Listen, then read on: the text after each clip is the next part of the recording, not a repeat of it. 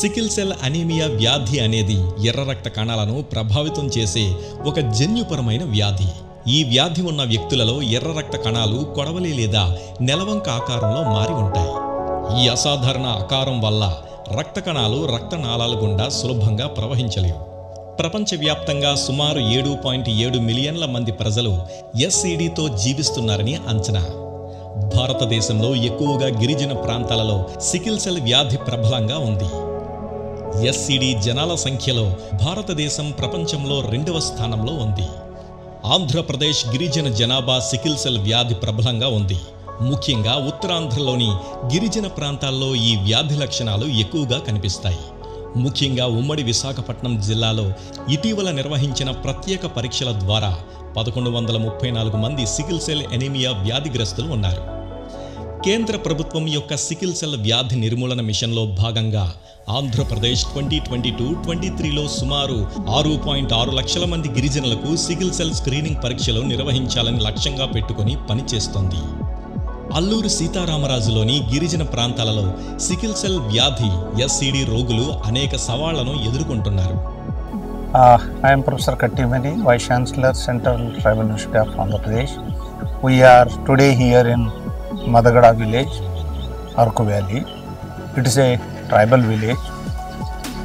Our university is working for sickle cell anemia and thalassemia patients. We all know African continent is the highest suffering continent for sickle cell anemia. After Africa, India is suffering from number 2 in suffering of sickle cell anemia. This our Uttarandhra, North Andhra is dominated by tribal people. Here we can see a number of people suffering from sickle cell anemia. Our university is trying to build a bridge between patients, sufferers, tribal communities and government facilities, government healthcare facilities.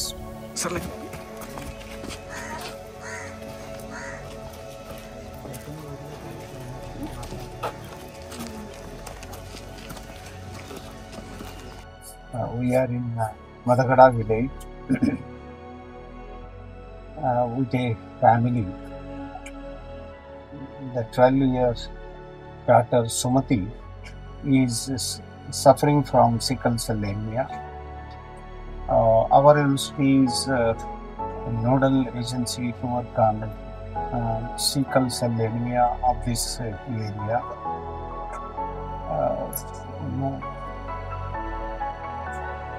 We tribes are 8% in Asia, and 1% out of 8%, 1% of tribal communities are suffering from sickle cell anemia.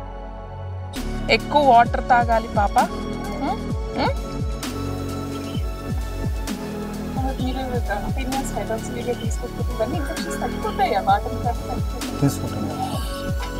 Nutrition food బాగా తీసుకుంటావా బాబు?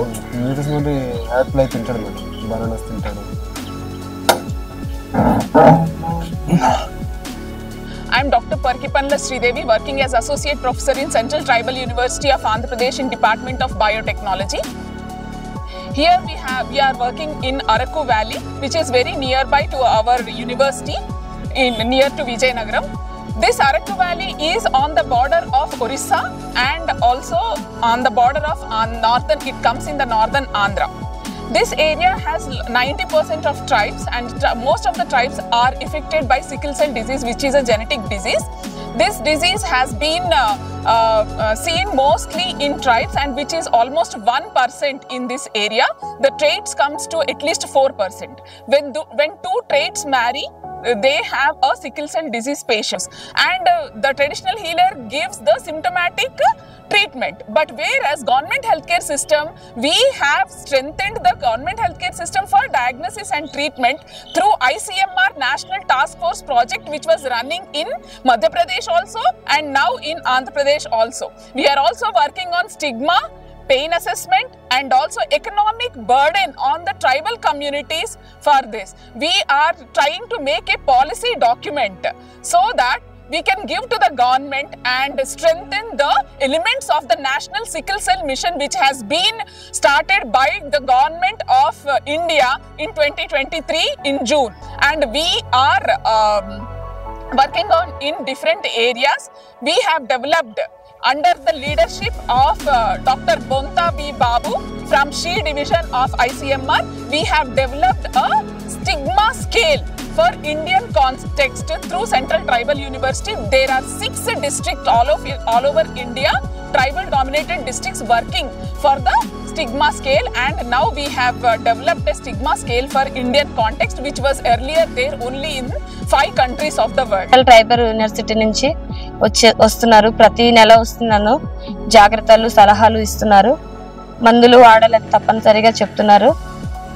Sridevi madam project sickle cell anaemia గురించి. నా పేరు baric కీర్తి. ఈ project ద్వారా నేను చాలా లబ్ధి పొందాను.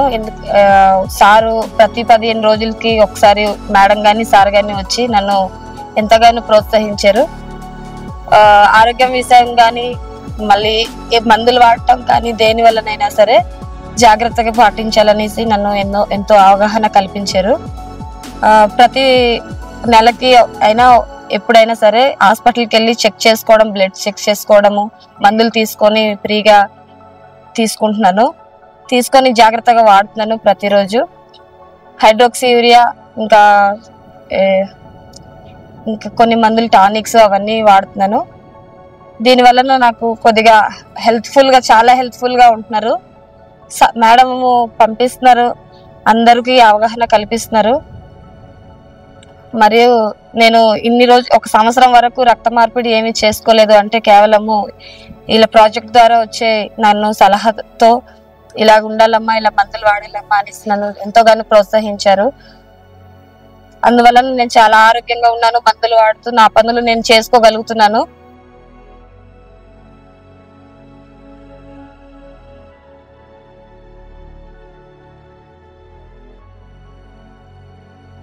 సికిల్ సెల్ వ్యాధి నిర్మూలన మిషన్లో భాగంగా కేంద్రీయ గిరిజన విశ్వవిద్యాలయం బయోటెక్నాలజీ డిపార్ట్మెంట్కి చెందిన డాక్టర్ పరికిపండ్ల శ్రీదేవి గారు ఐసీఎంఆర్ సహకారంతో గిరిజన ప్రాంతమైన అల్లూరి సీతారామరాజు జిల్లాలో సికిల్ సెల్ వ్యాధిగ్రస్తుల మీద పరిశోధనలు చేస్తున్నారు.